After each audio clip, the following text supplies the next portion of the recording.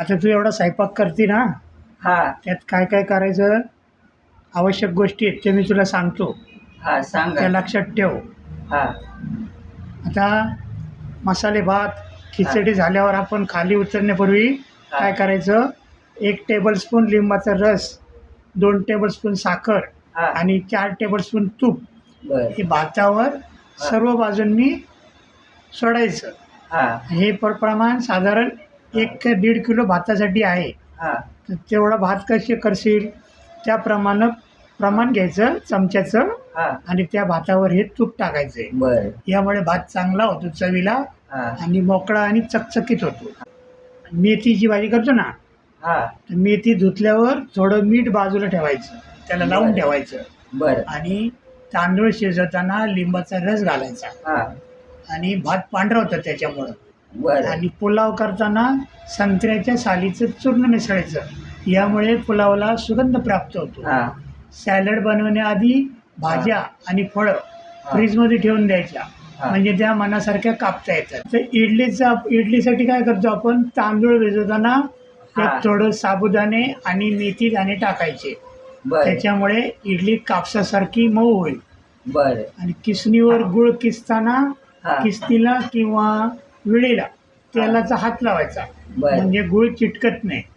हा गहू दळायला देताना त्यात वाटीभर सोयाबीन पप टाकायचे, त्याच्यामुळे चपात्या पौष्टिक बनतील आणि हाडं मजबूत होतील.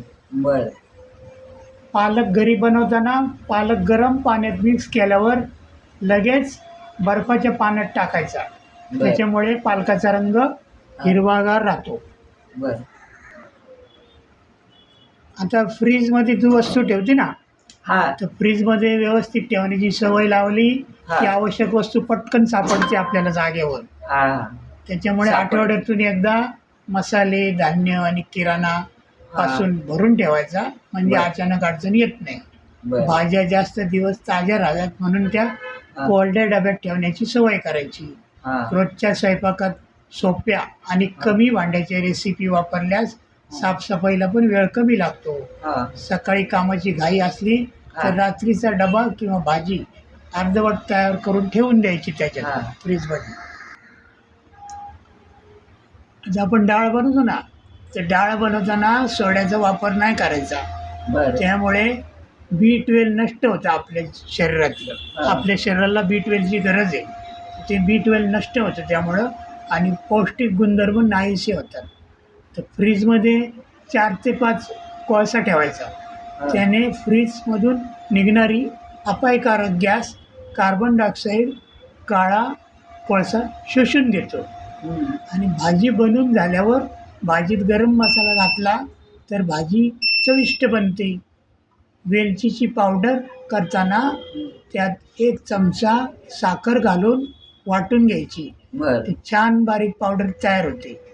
कोथिंबीर करून जास्त वेळ ठेवली तर आंबट होते, म्हणून कोशिंबीर बनवताना मीठ घालायचं नाही. कोशिंबीर वाढायच्या वेळेस मीठ घालायचं, म्हणजे कोशिंबीर आंबट होणार नाही.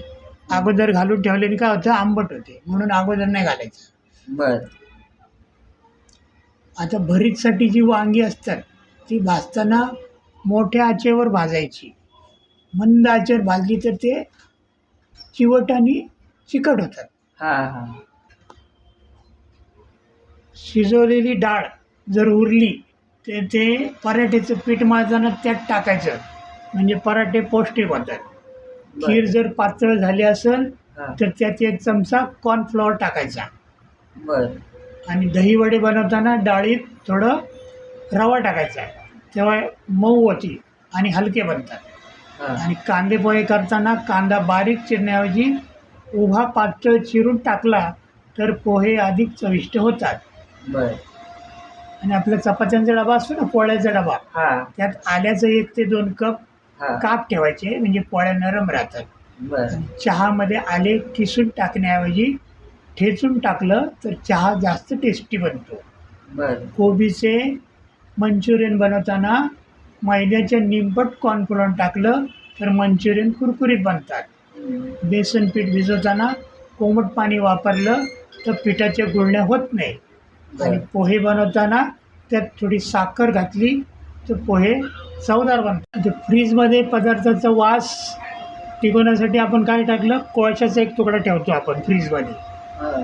आणि गुलाबजामुन बनवताना पिठाचे सर्व गोळे एकदाच बनवून नाही ठेवायचे, त्याने गुलाबजामला तडे जातात.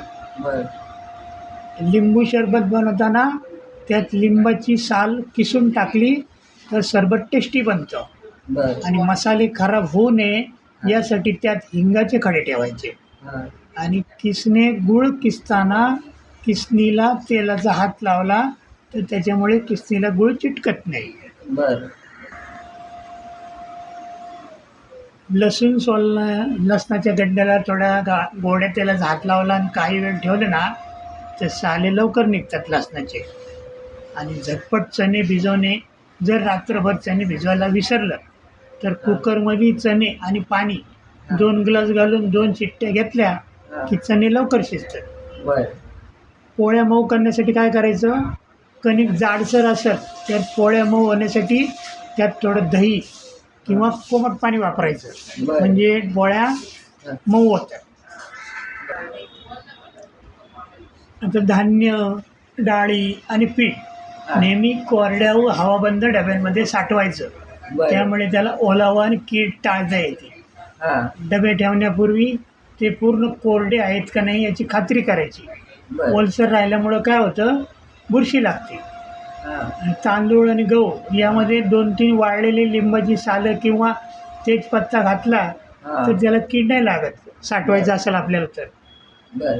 आणि डाळी साठवण्यापूर्वी 1-2 दिवस उन्हात वाळवून घ्यायचं, त्याचं ऊन दाखवायचं त्याला. बरं. साखर नेहमी घट्ट झाकण्याच्या डब्यात ठेवायची, त्यामुळे मुंग्या नाही लागणार त्याला. बरं. आणि मीठ काचेच्या किंवा प्लास्टिकच्या डब्यात ठेवायचं, लोखंडी डबा व नाही वापरायचा मिठाला. हां. तर रात्री छोले भिजत घालताना जर त्यात मूठभर हरभराही डाळ घातली तर त्यामुळे छोले छान रसदार आणि दाटही होतात.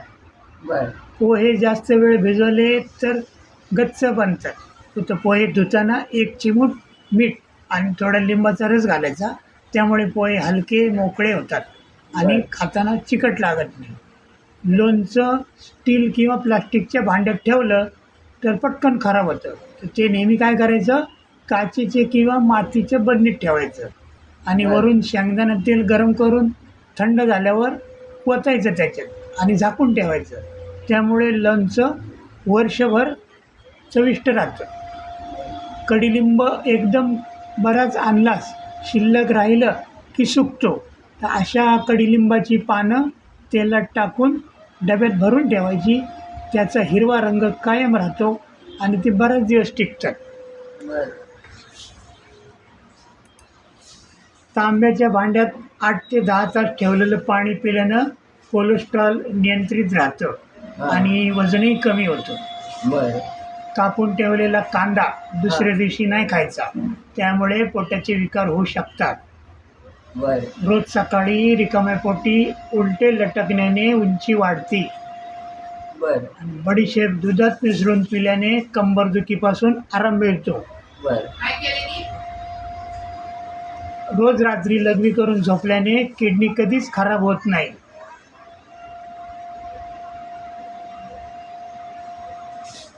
आणि रोज रात्री नाभीमध्ये बदामाचं तेल घालून झोपल्याने मेंदू आपला जो आहे तो तीक्ष्ण होतो आणि आरोग्यही सुधारतं. बरं. आणि मूतखडा झाला असेल तर मुळ्याचा रस प्यायचा, त्यामुळे खडे गळून जातात.